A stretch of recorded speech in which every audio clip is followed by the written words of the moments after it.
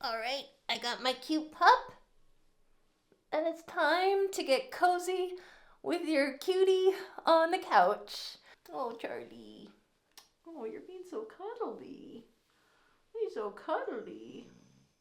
Oh, did you hear that? Oh, my word. Oh, my word. Okay, let's get cozy on the couch.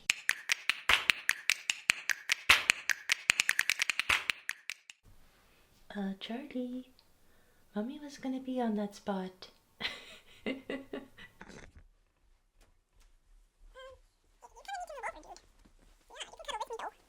here, lie down. Get cozy. Get cozy. Get cozy. There we go.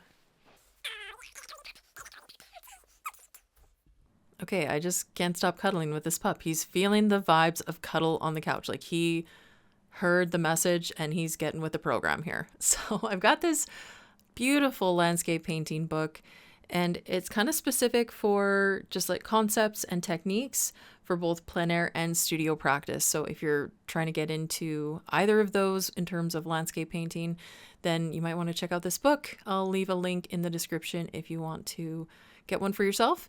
I'm going to start with a piece that I think it's good to find something that intrigues you and might challenge you a bit too, depending on where you're at. So I have the cutest little miniature materials to use. They're so small that I accidentally grabbed two of these little palettes because I got two of them. Someone must have been sensing I needed some miniature supplies, and yeah, two different people got me these for Christmas. And the other one doesn't come with paints already in it, so I think I'm going to add some gouache in those. So I don't think houses are very easy, that kind of thing. So that's why I went with this one. And I love the color of that green. So what I'm doing right now is not painting. What I'm doing is I'm pointing out the spots, kind of blocking out the spots that are whitest white that I don't want any paint to touch. So that's what that little kind of crayon blender does, is it prevents any of the paint from going into those spots. It kind of creates a little bit of a texture too. So it's kind of interesting. So this, I always want to call it a pen because it feels like a pen because you don't dip into water. So it feels less like a brush in a way, but it's the coolest brush because it has this little water fill section on it. So you can really take it traveling. You really only need a few materials to paint on the go. So I really love that. And here we go. I'm starting with the house, getting those tonal values. This is really the focus that I'm trying to get right, is the tonal values. We often fixate on color and disregard one of the most important aspects of creating the composition and creating an effective composition, and that is with the tonal values. So if you're just starting out, you might even want to consider painting with black and white or just focusing on black and white. Even if you're a seasoned artist, I don't know if I'd consider myself a seasoned artist. I think I'm just older.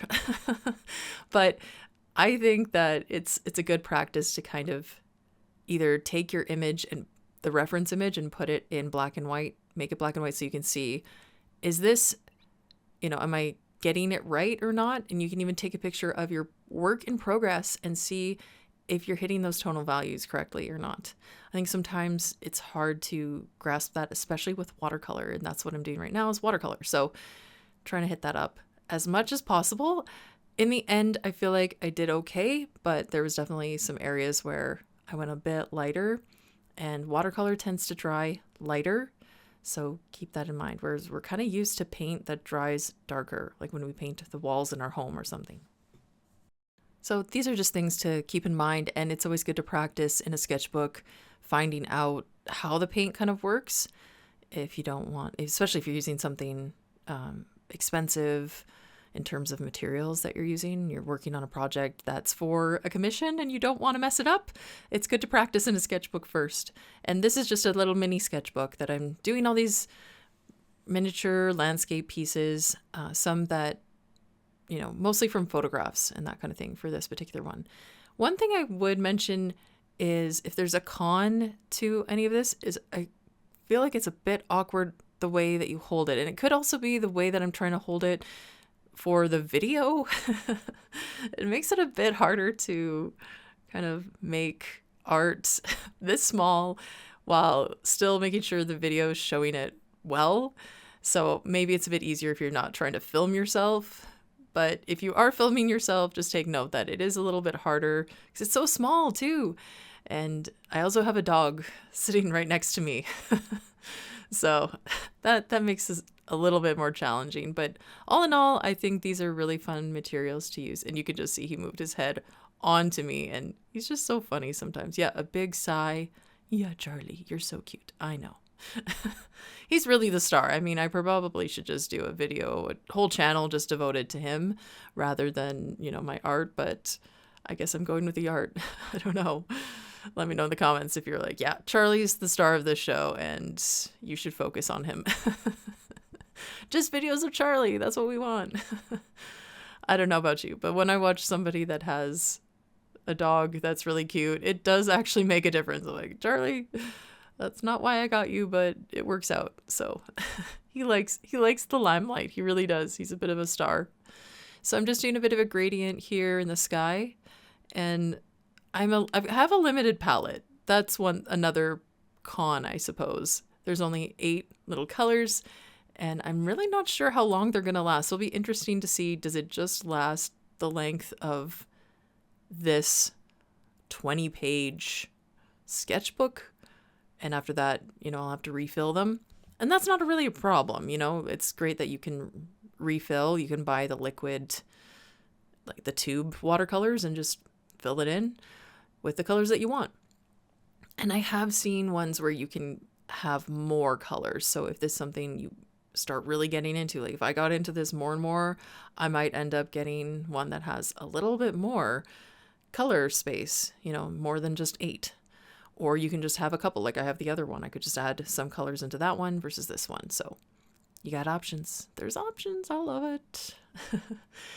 And here I'm just adding in some orange tones, some reddish orange, and it's giving me some good balance because we've got a lot of kind of these greens and blues going on. So it gives it a nice pop to add in that kind of contrasting colors here and there. And for balance and composition, it's good to have it in each quadrant. If you're introducing a color, it doesn't have to be a color that's really the same level of boldness. You don't have to have that. And also what I'm doing, so you can see I'm kind of adding a warm tone in the bottom of the sky, but then it started to blend in a little bit and go green. That wasn't really what I was going for. So I'm trying to fix that right now. And that's kind of the whole getting it a little wet and tapping it. But I wanted that a bit of glow, because it's not just, if you look at the sky, look at a photograph of it, just go outside and look at it. Typically, you're not going to just see one straight color all around. That's very uncommon. So it's more likely that you'll see a warmth closer to the horizon. But just take a look, be more observant as you go about your day. So we're just about done this guy. And then we'll be doing 3 of them today. The second one I'm actually going to show you in real time so you could follow along if you want. And it doesn't have to be in a small sketchbook like this. It could be on just a watercolor paper. It could go larger. So you do not have to have these exact materials to follow along. Just get started with it. If you're like, I don't know how to do any of this, just start trying. Use inexpensive materials, do it on a smaller scale so you're not wasting a lot of paint and material, and you're not highly invested in it in that way. So I chose this one as our real-time kind of piece that we're going to work on. So you notice that there's some orange in my yellow, and if I don't want that, I need to clean them out, but I was okay with going with it because I don't want a straight up yellow at the base there. You have to squeeze if you're using this kind of brush, you have to squeeze water, squeeze it to make the water come out a little bit. So just keep that in mind when you're using it. I got a little too much water going on. We went a little too much there, so it's going to be a little interesting. So we went a little happy there. But while it's wet, you can add other colors into it you see that water just pooling. That's not going to dry evenly. Okay, let's clean the brush off. And what I love about these two is to clean it off, all you have to do is squeeze a little bit and onto a little, rag or cloth or something, squeeze the brush, it'll bring water to the tip, and then just swirl around on that cloth and it cleans it off. It works really well, actually. So that's what I'm doing right now. And I'm trying to let some of that dry too, because it's a little much. It's a little much. Oh, Charlie just moved. Oh, my Charlie boy.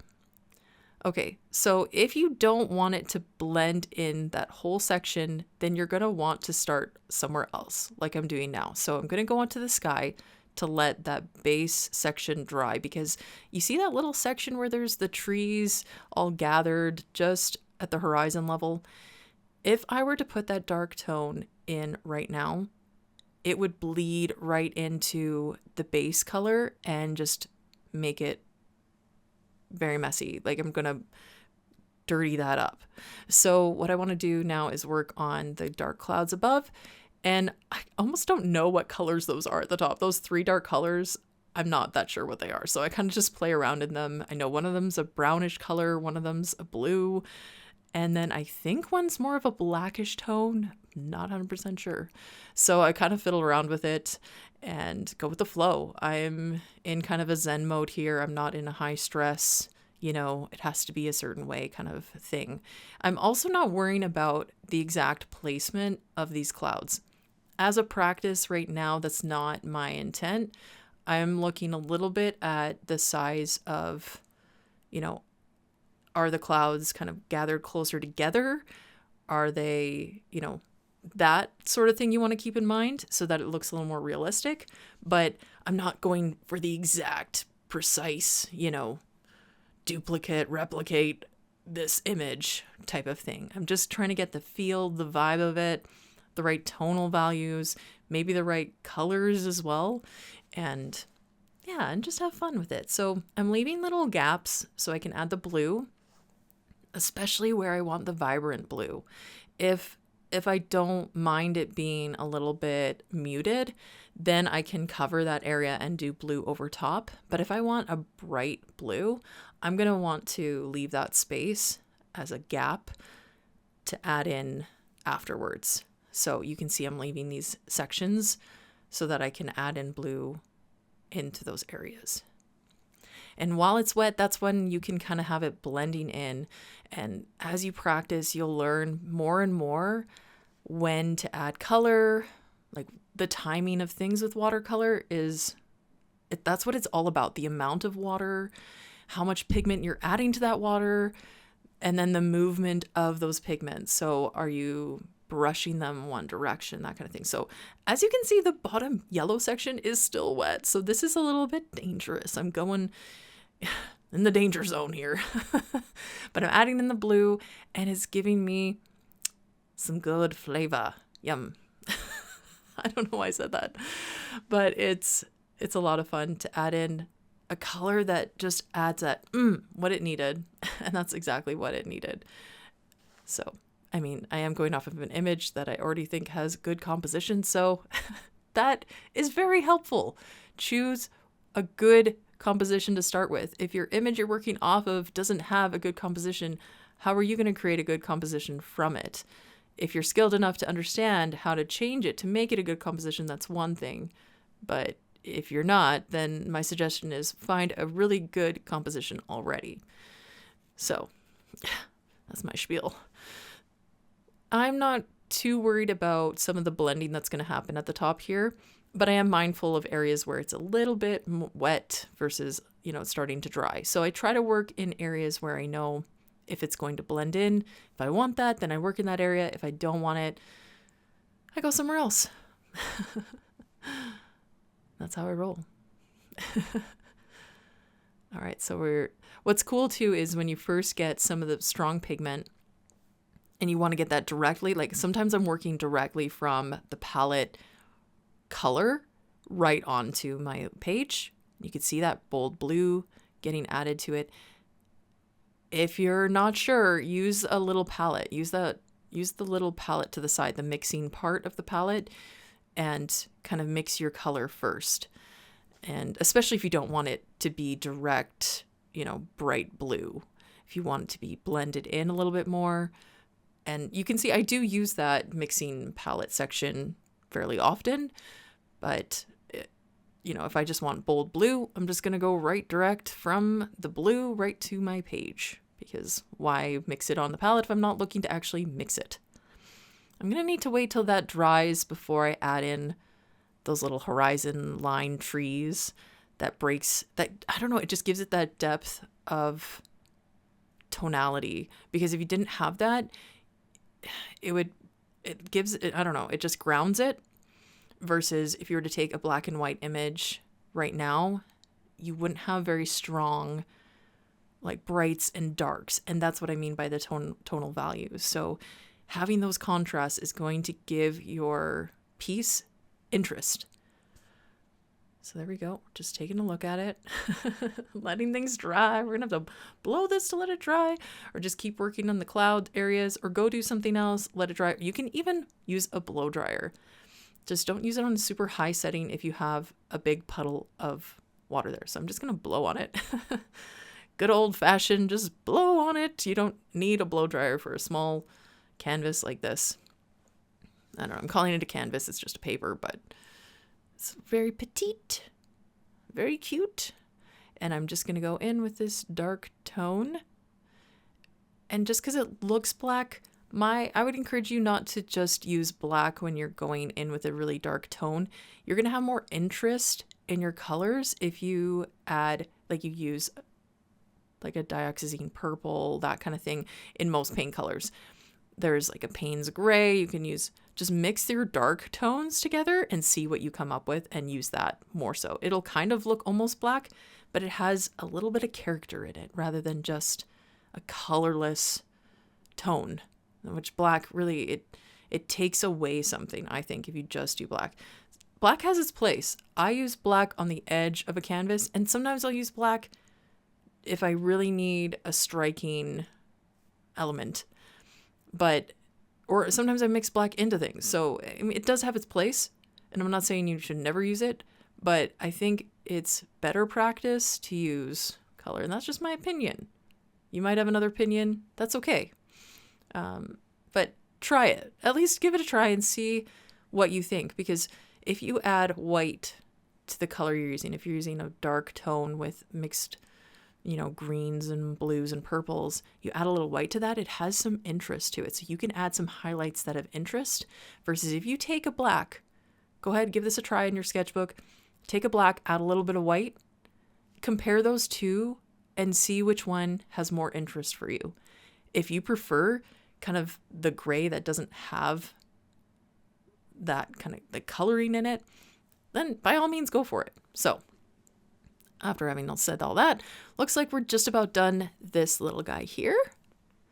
He's looking cute. He's looking very cute. Okay, we're going to be moving on to another one here, and this one I'm going to speed up. So if you want to give it a go, you can, but I'm not, doing real time for this particular one. Okay. So again, I'm using this crayon to take it on the lightest parts where I don't want any color. Now keep in mind, if you do that, you won't really be able to get color there. So I probably shouldn't have done that for the tree highlights, because they're not quite completely white, and I didn't want it to be completely white. So that was a bit of a mistake, but that's okay. So yeah, you live and learn, right? I haven't used those very often, and I don't consider myself, a master watercolorist, okay, at this point. Maybe in the future, maybe one day I will be, but at this point I'm not. So this one, I think, was one of my favorite ones to paint. I really enjoyed the scene. I really enjoyed the feel of it. It has a really cool vibe. Like, I really like the greens. And then when you add in this bold, like purplish red, this burgundy, I guess, it's like, or maroon. It really just, it's like, perfection. Like, I just love it. It just has a cool vibe to it. And I love winter scenes. I just grew up doing a lot of winter scenes, I think, at school. And maybe there's something to that that's just kind of nostalgic. So Watercolor is magical and so fun, and doing it on this small scale allows you to create more pieces and not be stuck on one project for too long. Sometimes we get there's, oh, here comes some purplish burgundy color. As you can see, I'm not too fixated on technical color terms. So if you're into that, I might not be your best teacher for that, but I do know how to do some of this, so and have fun doing it. All right, so we're getting some deeper tones. I really want to hit up those tones more accurately, and otherwise it looks a little bland. It's like not getting enough spice in your food, or getting the right spice or flavor combinations. That's what it's all about. It's not that different, really. Art in all of its forms has kind of these elements of balance and experience, and that's what it's kind of about. I really also enjoy when there's like little tiny features in a painting, like these little, areas where there's a few strands of a shrub that's kind of mostly hidden in the snow, but you see a few of the strands. And I just think winter is so beautiful. I don't necessarily love the cold, but I do enjoy. And here what I'm trying to do is actually scratch off some of the paint to get some of the twigs. So I'm using a hair clip, and it kind of worked, but there are better tools for that. I just didn't want to get off the couch because I'm doing a couch art session. So you want to have all your tools, especially when you have a cuddly dog next to you and you really don't want to disturb his comfort. So I don't know what you think, but I really enjoyed this piece. And yeah, let me know in the comments which one is your favorite. We're going to see each one coming up in a second. And even I'm going to show you the first two that I have in the book. So now I have 5 down and 15 more spaces to go. I also wonder if maybe I can paint on the other side. So maybe I have 20 on top of that. So maybe I have 35 paintings I can do in this. We'll see. Once I finish the book, I really don't want to ruin them. But they are quite thick pages, so it's possible. All right, so this is the very first one I did. Kind of looks like a bit of a wasteland with those trees. And then this one here. That one was a lot of fun. Beautiful sky. And then today's session, 3 little paintings. So this guy here, the house. I lost a bit of the vibrancy on the house. And then the sky with the field. I probably could have added a little more depth, texture to the base there. And this one here, you can kind of see those scratch marks and how that makes it quite interesting. So yeah, I like the vibe of that one for sure. That's my little mini book. So thanks so much. Let me know which one is your favorite. 1, 2, 3, 4, or 5. And yeah, it's hard to get off the couch now, this one here. So thank you so much for joining me. Don't forget to like and subscribe if this is something you're into. Thanks so much for being here. We'll see you next week. Take care.